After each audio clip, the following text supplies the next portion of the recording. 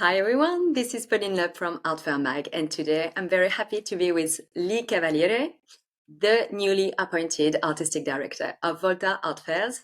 Hi Lee, thank you for joining me. Nice to see you. Thanks for inviting me. It's my pleasure. So Lee, you stepped into your role at VOLTA last July 2023. So the upcoming edition of VOLTA in Basel will be your very first. Indeed. And I'd like to have a very short summarize of what VOLTA is for you. Sure, yeah. Volta, I mean, it's always been a place to discover um, new things, really. I think there is a tendency among some of the fairs for a bit too much repetition. I've always really enjoyed Volta. When I was doing, I was a gallery director years ago, and we used to do Armory, so it was always next door to Volta. So that's how I met Volta, because it was always next Okay, door. And that's how I would go on my spare moments and see what's going on in Volta, because it was always, you knew that that's where the exciting stuff was coming from. So I think that's always been its core focus. I think for me, particularly now following COVID and everything else, we need to kind of reassess what an art fair does and what it can do. And I think part of that is reaching out to new ideas, new audiences, and finding this kind of a bit more of a mix of new things that people haven't seen before. I think there is a tendency among the art world at large to focus on a handful of artists and locations, and I think Volta can really break through that, and it's really, really good at doing that. So I think for me, it's always been a place of discovery, and yeah, I just want to keep that going, really. Lee, you have a rich background in the art field. You were talking about your position as gallery director, but you also worked at Tate, funded VOMA, the 16 Trust. So how do you think this diversity shapes your direction for VOLTA, especially in funding new talents? Yeah, I think I've always wanted to kind of diversify, what we're seeing. I think as a museum and gallery visitor, as well as a director and working with the museums. I think VOMA, which I co-founded and directed, I didn't found the thing, that was Stuart Semple, helped with that. So the idea there was really to put something online and bring the museum experience to people that otherwise wouldn't see Yeah. museums. I think there is a tendency in the art world to assume that everyone is always going to museums and galleries. Of course, that's not true. Particularly in the UK, we have a real access issue. Some of it's cultural, some of it's economical. So it's kind of to do with breaking that down a bit and lowering the barriers of entry and just allowing people in, because the thing is, art is about human stories at base. It's not complex. It's not exclusive. It's actually just people telling their stories. And I think we all have that in common. And I think at base, art is something that can talk to everyone. So yeah, through VOMA and the 16, yeah, and everything else that I've kind of been doing, it's always been my focus to try and meet new things, and for me as well, because Yeah. I And have. maybe making the art more accessible. So. Yeah, I think the thing is that the word diversity is kind of bandied about quite a lot, and I think if we really focus on what that means, it does mean that there's this bearded white posh guy from London. I think it's a recognition of how limited your own experience is, and the fact that you don't know everything, and just having the kind of the humility to admit and the curiosity to admit that you don't know everything. And then what's next? What do you do to break through that? Because I do have a very specific education and very specific upbringing. It's been international, but I'm English. So I think you have to look outside of your lens and find new ways to do that. And so a lot of that, we've got a board of advisors, sorry, that I helped to bring together for Volta, because essentially I just thought, I don't know everything. but I do know people that know things that I don't. So it's about kind of Good start. accessing those markets. Yeah, it's about accessing those kind of different areas of the world and different ways of seeing through other people's eyes. And I think they've been amazingly helpful.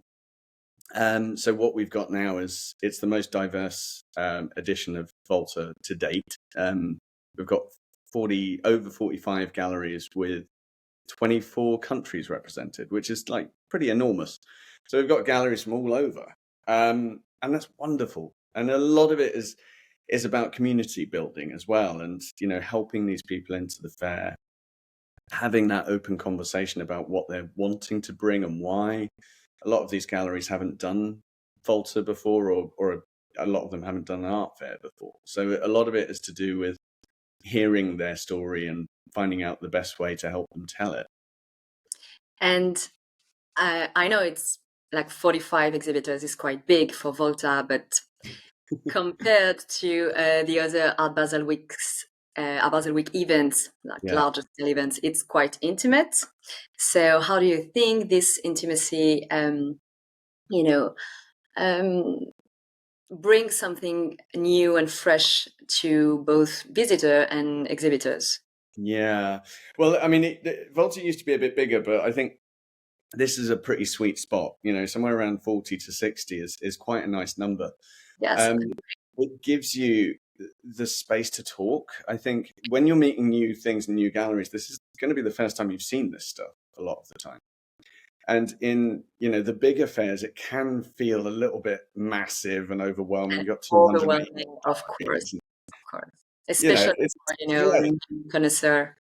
Yeah, exactly. And it's great, but it's a very different experience. And then you come to VOLTA and you feel like you can chat with the galleries and meet the artists, work for the first time and really kind of discover. And I think there's an element of patronage with art and with collecting. And I think what happens is that people come to VOLTA, they come to find new things, and then they get in there early and start supporting these artists and potentially support them throughout their career, because they might be quite early career. So that's wonderful. And there is a kind of a generational thing happening as well, because I mean, obviously VOLTA's about new discoveries, but a lot of these galleries have been around for quite a long time. So we've got a few galleries in Basel that are really taking advantage of that generational aspect. And they're showing some of their more established or in one or two cases, secondary market artists alongside completely emerging, very young artists to kind of talk about the continuum of the art market and the conversation around art in culture. And I think that's really important. And you don't get that so much. They're not so talkative at big fairs. You don't feel like you've got the time to talk. Whereas in VOLTA, it is about a discussion, I think. Yeah. For me, it's what I call like boutique art fair, and I love them because, as you said, it's like, but it's a place for discoveries, and you have this good-natured atmosphere most of the time, so you feel more comfy to talk, to discover, to take the time. Yeah, and I think it is about community building as well, because this year we have 30 galleries that weren't 25 galleries or so that weren't doing it last year. So they're all new to the fair. So we've got to kind of look after the galleries community as well, because they're going to learn from each other. Yeah. And they're going to take things away from VOLTA that they, and so we're really kind of concentrating on, little kind of mini events every day for the galleries as well to get to know each other, because that, that's going to be formative for them as well. And so like curating the whole thing must be quite exciting and of course sometimes a bit challenging as well. So can you share some insights about, how you select your galleries and artists? Yeah, I always like galleries that are trying something new and aren't being risk averse. Okay. Galleries that are a little bit more kind of, they're a bit ballsy and a bit dangerous and a bit, they've acting like they haven't got so much to lose. People that are really investing in their artists, like really getting behind them and looking after them and lifting them up and taking risks on their behalf. Mm-hmm. I think that's the core of it there. And the result of that is this kind of just fantastic array of work, a lot of which I haven't seen before either. So Okay. meeting some of these galleries, like Lagos, who are from Mexico City, I've never come across them before, and they're showing So some you don't have a amazing. say of what they bring to the fair. You have a Yeah, say. no, we're very open in the application process. I mean, one thing that drives me insane when I go to other art fairs is when you see three galleries showing the same artist, because that's no Yeah, good for anyone. yeah. We don't get that very often, but we do have very open discussions with the with the galleries about which artists they're showing, because it's, we get the application in. It's not like a kind of a closed box. We then go back to them all and say, look, what do you want to do with this? Why are you showing this artist? Tell me a bit more about them. Okay. And then if there are things that won't work, then we don't just blanket say no. We kind of continue the conversation. We're very open like that. It's another benefit of having a small affair. We wouldn't be able to do that if we had 500 galleries, but we've only got so many. Okay. So that's very nice. And I think it's really important, because that's about developing the relationship and coming to understand the gallery a bit more as well. Brilliant. And you have so two edition, obviously, one in Basel, we talked about it, and one in New York. So what are their specificities, what make them different, unique, but I think, how do you say, maintaining the Volta's DNA. Interesting. Well, Basel was the first one, started in 2005. Yeah. It came from, like I say, the DNA was, it was founded by artists and gallerists and friends, and it does maintain that kind of, that artistic, creative energy, which I love. I think Basel is a different beast to New York. Basel is it's quite local. It's quite a small town, so we do have a lot of people coming who have been coming every year, who are from the local area, from Zurich, from Geneva, from the German-speaking world. I mean, it is pretty international, but I think it just feels more stable.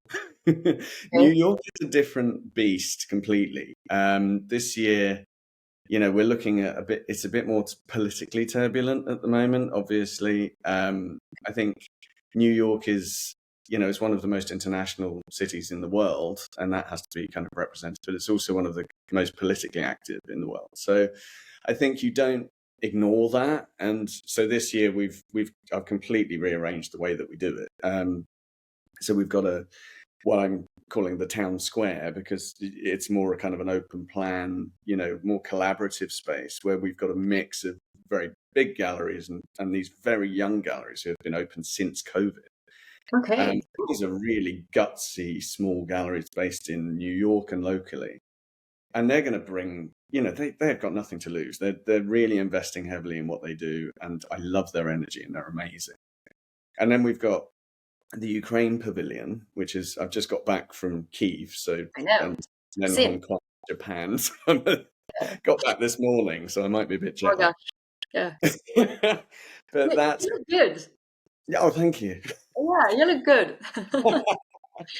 Yeah, I'm still here, which is good. But so the Ukraine Pavilion is to do with, really enabling galleries that haven't been able to do anything for the last 2 years because of the war, to come to New York and present their work. So we're having that part funded by our charity partner Razum Foundation, which is amazing. So they promote Ukrainian culture globally, and it's their 10th anniversary as well. So they're going to be helping us with that. So that's really amazing. So what we're doing is we're really talking about the ways that art can cross those geographic and cultural boundaries. We're going to be replicating the internationalism of Basel. We've already got galleries applying from Casablanca and Beirut and places like that, as well as all the locals. So I think the thing is, what you've got to do is just look at where you are and pay attention, and don't treat it like it was last year, because it's not. That's generally my kind of approach to it. Okay, you must be excited for your first edition. God, I'm thrilled. Yeah. I think Basel's going to be just amazing.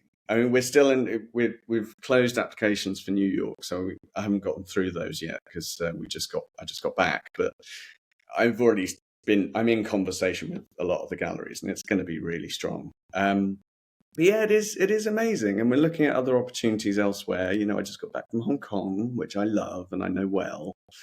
So we're thinking about other places that we could take Volta and what to do with it in the future. But yeah, for now it's Basel and New York, and it's going to be At one incredible. point, it was before COVID. It was supposed to be launched in Miami, I believe. Yeah, it was. Yeah, I That's think COVID just ran over a lot of ideas.